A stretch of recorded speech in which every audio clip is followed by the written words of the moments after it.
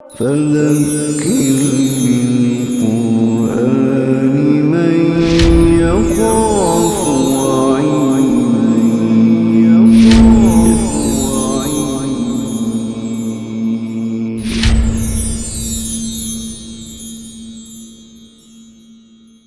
وَيَقُولُ الَّذِينَ كَفَرُوا لَوْلَا أُنزِلَ عَلَيْهِ آیَةٌ مِّن رَّبِّهِ،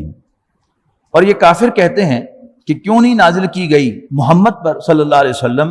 آیۃ من ربہ، اس کے رب کی جانب سے کوئی نشانی۔ مراد وہی حصی معجزہ، سورۃ انعام میں چلے جائیے واپس۔ قل ان اللہ یضل من یشاء ویہدی الیہ من اناب، کہہ دو کہ اللہ تعالیٰ جس کو چاہتا ہے وہ گمراہ کر دیتا ہے، اور جس کو چاہتا ہے اس کو اپنی طرف رجوع کرنے کی توفیق دیتا ہے۔ الذین آمنوا وتطمئن قلوبهم بذکر اللہ، وہ لوگ جو ایمان لائے اور ان کے دل اللہ کی یاد سے مطمئن ہوتے ہیں۔ الا بذکر اللہ تطمئن القلوب، آگاہ ہو جاؤ، سن لو کہ دلوں کا اطمینان تو اللہ کی یاد ہی سے ہے۔ الذین آمنوا وعملوا الصالحات طوبی لہم وحسن مآب، وہ لوگ جو ایمان لاتے اور نیک عمل کرتے ہیں ان کے لیے خوش نصیبی ہے اور ان کے لیے بہت عمدہ ٹھکانہ ہے۔ کذالک ارسلناک فی امۃ قد خلت من قبلها امم لتتلو علیہم الذی اوحینا الیک وہم یکفرون بالرحمن، اسی طرح رسول بنا کر بھیجا ہے ہم نے اے نبی تمہیں بھی ایک ایسی قوم میں کہ گزر چکی ہیں اس سے پہلے بہت سی قومیں، تاکہ پڑھ سناؤ تم انہیں وہ پیغام جو وحی کیا ہے ہم نے تمہاری طرف، وہم یکفرون بالرحمن، اور وہ اللہ کا انکار کرتے ہیں۔ قل ہوا ربی، اے نبی کہہ دو کہ اللہ ہی میرا رب ہے، لا الہ الا ہو، اس کے سوا کوئی عبادت کے لائق نہیں ہے، علیہ توکلت، میں تو اس پر بھروسہ کرتا ہوں، وإلیہ متاب، اور وہی میرا ملجا و ماوا ہے، لوٹنے کی جگہ۔ ولو ان قرآنا سیرت بہ الجبال، اگر کوئی ہوتا قرآن کہ چلنے لگتے اس کی تاثیر سے پہاڑ، او قطعت بہ الارض، یا ٹکڑے ٹکڑے ہو جاتی اس کے اثر سے زمین، کہ بات کروائی جاتی اس کے اثر سے مردوں سے، بل للہ الامر جمیعا، حقیقت یہ ہے کہ اللہ ہی کے ہاتھ میں ہے سارا اختیار۔ افلم ییأس الذین آمنوا ان لو یشاء اللہ لہدی الناس جمیعا، تو کیا نہیں اطمینان ہوا ان لوگوں کا جو مومن ہے کہ اگر اللہ چاہتا تو ضرور دے دیتا سب انسانوں کو ہدایت۔ ولا یزال الذین کفروا تصیبهم ما صنعوا قارعۃ او تحل قریبا من دارهم حتی یاتی وعد اللہ، اور ہمیشہ رہیں گے یہ کافر لوگ کہ پہنچتی رہے گی ان کو ان کی کرتوتوں کے نتیجے میں کہ کوئی نہ کوئی آفت یا نازل ہوتی رہے گی ان کے گھروں کے قریب کوئی آفت، یہاں تک کہ آپ پہنچے گا اللہ کا وعدہ۔ ان اللہ لا یخلف المیعاد، بے شک اللہ تعالیٰ اپنے وعدے کے خلاف کرنے والا نہیں ہے۔ لقد استہزئ برسل من قبلک، اے نبی صلی اللہ علیہ وسلم آپ سے پہلے بھی مذاق اڑایا جا چکا پیغمبروں کا۔ فاملیت للذین کفروا ثم اخذتهم، تو میں ڈھیل دے رہا ہوں کافروں کو، ثم اخذتهم، پھر میں ان کو پکڑ لوں گا، فکیف کان عقاب،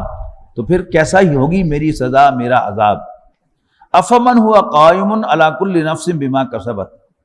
پھر بھلا وہ ذات جو نگران ہے ہر جان کے اعمال پر جو اس نے کمائے ہیں، تمہارے ٹھہرائے ہوئے شریکوں جیسی ہو سکتی ہے؟ وجعلوا للہ شرکاء، پھر بھی ٹھہرا رکھے ہیں انہوں نے اللہ کے لیے شریک۔ قل سموہم، ان سے کہو ان کے نام تو لو ذرا۔ ام تنبئونہ، کیا تم خبر دیتے ہو اللہ کو بما لا یعلم فی الارض ام بظاہر من القول، جس کی اللہ تعالیٰ کو زمین میں کہیں خبر نہیں ہے۔ ام بظاہر من القول، یا یہ محض ایک کہنے کی بات ہے جس میں کوئی حقیقت نہیں ہے۔ بل زین للذین کفروا، حقیقت یہ ہے کہ خوشنما بنا دیے گئے ہیں کافروں کے لیے ان کی چالیں، ان کے فریب، وصدوا عن السبیل، اور دیر بائی وہ سیدھے راستے سے روک دیے گئے ہیں۔ ومن یضلل اللہ فما لہ من ہاد، اور جس کو اللہ تعالیٰ ہی بھٹکانے کا فیصلہ کر لے، یعنی ایک آدمی خود آپٹ کرے کہ میں نے سیدھے راستہ نہیں دیکھنا، تو پھر اللہ تعالیٰ کہتا ہے جاؤ دفع ہو جاؤ۔ یہ ہے اللہ تعالیٰ کو گمراہ کرنا، کہ جس کے بارے میں اللہ تعالیٰ فیصلہ کر دے گمراہی کا، فما لہ من ہاد، تو کوئی اس کو راستہ نہیں دکھا سکتا۔ لہم عذاب فی الحیات الدنیا ولعذاب الآخرۃ اشق، ان کے لیے عذاب دنیاوی زندگی میں بھی ہے اور آخرت کا عذاب تو بہت ہی سخت ہے۔ وما لہم من اللہ من واق، اور کوئی انہیں اللہ سے بچانے والا نہیں ہوگا۔ مثل الجنت التی وعد المتقون، مثال اس جنت کی جس کا مومنوں سے وعدہ کیا گیا ہے، تجری من تحت الانہار، ایسے ہے کہ اس کے نیچے نہریں بہتی ہوں گی، اکلھا دائم وظلھا، اس کے پھل بھی دائمی ہوں گے اور اس کے سائے بھی لازوال ہوں گے۔ تلک عقبی الذین اتقوا، اور یہ ہے متقی لوگوں کا انجام، وعقبی الکافرین النار، جبکہ کافروں کا انجام آگ ہوگی۔ والذین آتیناہم الکتاب یفرحون بما انزل الیک، اور وہ لوگ جنہیں دی ہے ہم نے کتاب یعنی اہل کتاب، یرفعون بما انزل الیک، وہ خوش ہوتے ہیں اس پر جو نازل کیا گیا ہے آپ کی طرف، ومن الاحزاب من ینکر بعضہ، اور انہی کے گروہوں میں سے ایسے بھی ہیں جو انکار کرتے ہیں بعض باتوں کا۔ قل انما امرت ان اعبد اللہ، اے نبی اعلان کر دو کہ مجھے تو حکم ملا ہے کہ میں اللہ کی عبادت کروں، ولا اشرک بھی، اور اس کے ساتھ کسی کو شریک نہ بناؤں، الیہ ادعو و الیہ مآب، میں اسی کو پکارتا ہوں اور اسی کے پاس میرا لوٹنا ہے۔ وَكَذَلِكَ أَنزَلْنَاهُ حُكْمًا عَرَبِيًّا، اور اسی طرح ہدایت کے ساتھ نازل کیا ہے ہم نے تم پر یہ فرمان عربی یعنی قرآن مجید۔ وَلَئِنِ اتَّبَعْتَ هَوَاهُمْ بَعْدَ مَا جَاءَكَ مِنَ الْعِلْمِ مَا لَكَ مِنَ اللَّهِ مِنْ وَلِيٍّ وَلَا وَاقٍ، اور اگر اے نبی آپ نے پیروی کی ان کی خواہشات کی، یہ خواہشات کی پیروی کی ہوتی ہے کہ کوئی مداہنت برت لینا، کہ چلو کبھی ان کے لیے کوئی کلمہ خیر بھی کہہ دیا، کبھی خاموشی اختیار کر لی، یعنی اس کے لیے بڑی خوشنما چالیں لے کے شیطان آتا ہے، کبھی ہم آہنگی کی باتیں کرتا ہے، کبھی یونٹی کی باتیں کرتا ہے، کبھی فساد کو بچانے کی باتیں کرتا ہے کہ نہیں نہیں خام کا شور پائے گا، خام کا کھپ پائے گی، خام کا فساد ہوگا، تو چلو چپ اختیار کر لو، چپ کر جاؤ۔ کبھی ان کے لیے بھی ایک آدھ کلمہ خیر جو ہے وہ کہہ دو۔ جیسے آپ دیکھ رہے ہیں نا کہ ابھی 3-4 روز پہلے ہی ایک ویڈیو وائرل ہوئی ہے کہ امریکہ میں کوئی صاحب جو ہیں وہ کہہ رہے ہیں کہ ہم نماز پڑھتے تھے، ہمارے پاس یونیورسٹی میں تنگ پڑ گئی جگہ، تو ہم نے بڑی تلاش کی کہ 2 گھنٹے کے لیے بھی کوئی جگہ نہیں ملی، تو ہم چرچ میں گئے اور ان سے کہا کہ جی ہمیں جگہ چاہیے، تو انہوں نے کہا تم بھی اسی خدا کو پوجتے ہو جس کے ہم پوجتے ہیں، اور آ جاؤ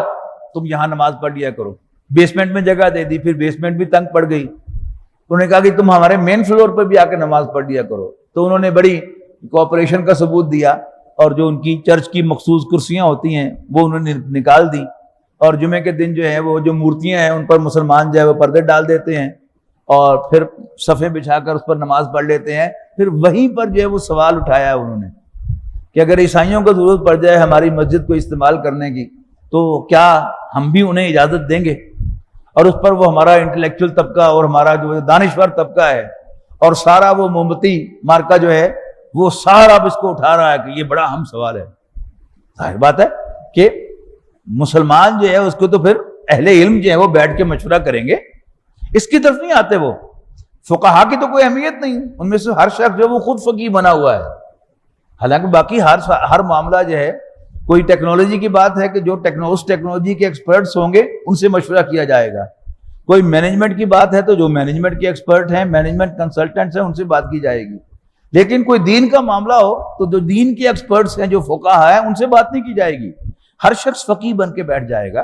تو ایسی کون سی قیامت ہے؟ اہل علم سر جوڑ کے بیٹھیں گے اور ایک دوسرے سے بحث کریں گے اور جو نتیجہ وہ نکالیں گے اس پر عمل ہو جائے گا۔ ایسی پریشانی کی بات تو اس میں کوئی بھی نہیں ہے۔ اور یاد رکھیے گا ایک اصولی بات، میں کوئی فقیہ نہیں ہوں، موٹی سی بات میں آپ کو بتا دیتا ہوں، صرف مسجد حرام میں غیر مسلموں کا داخلہ ممنوع ہے، باقی کسی عام مسجد میں غیر مسلم کا داخلہ ممنوع نہیں ہے۔ لیکن اب وہ ایسے کوئی اس کو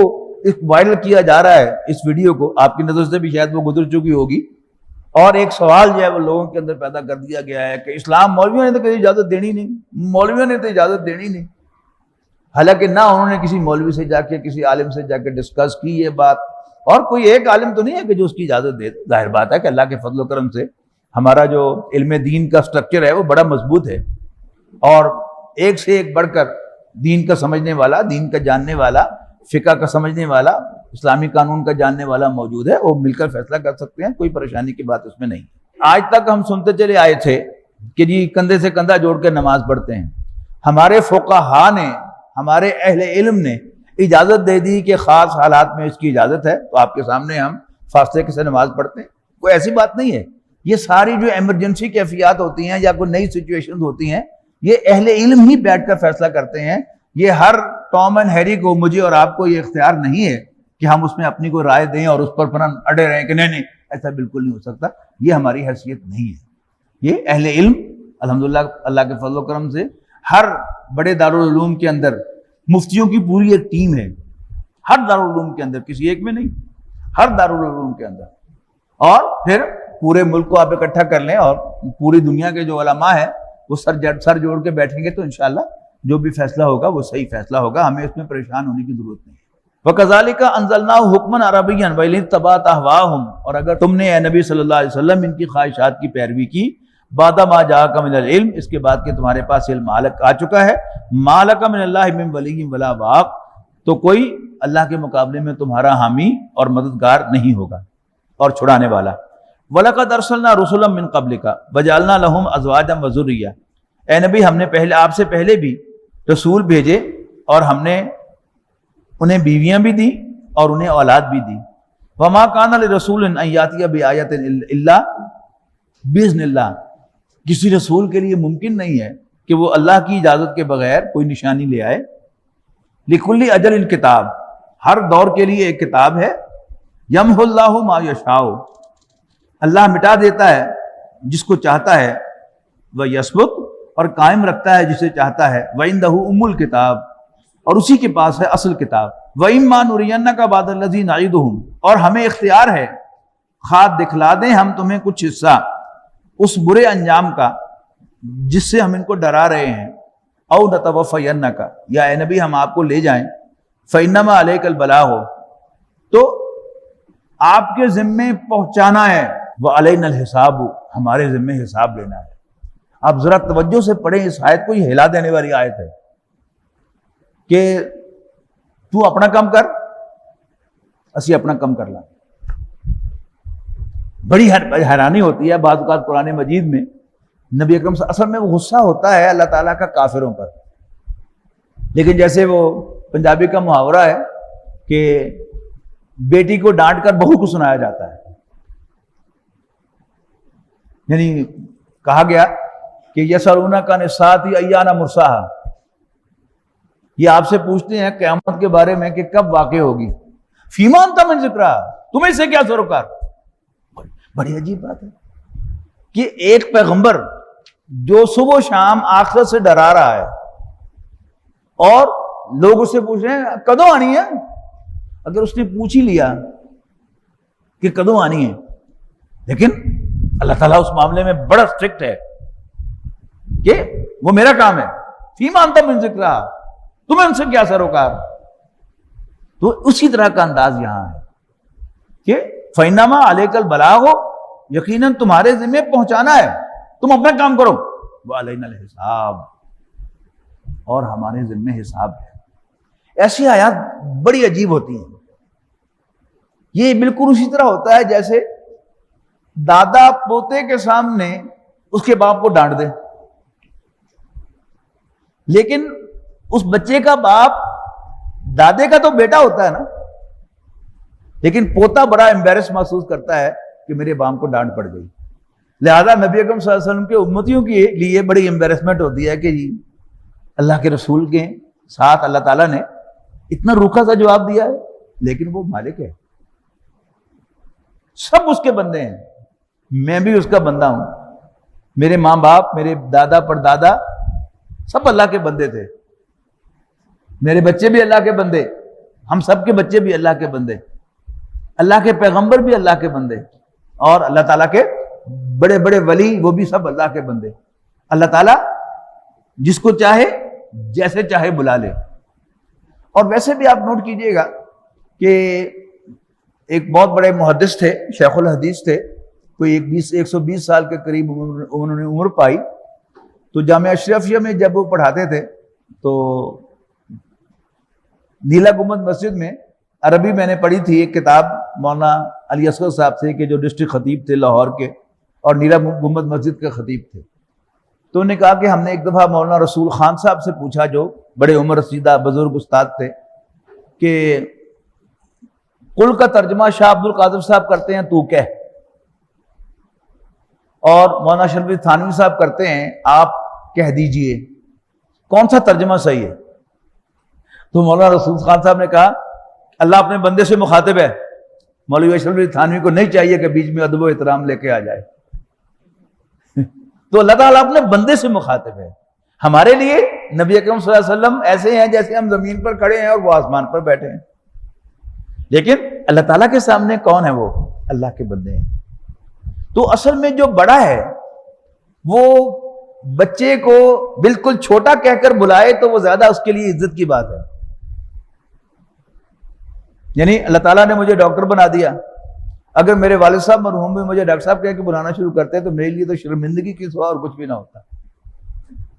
وہ مجھے عبد السمی کیا کہ بلاتے تھے, مجھے اسی میں حسن نظر آتا ہے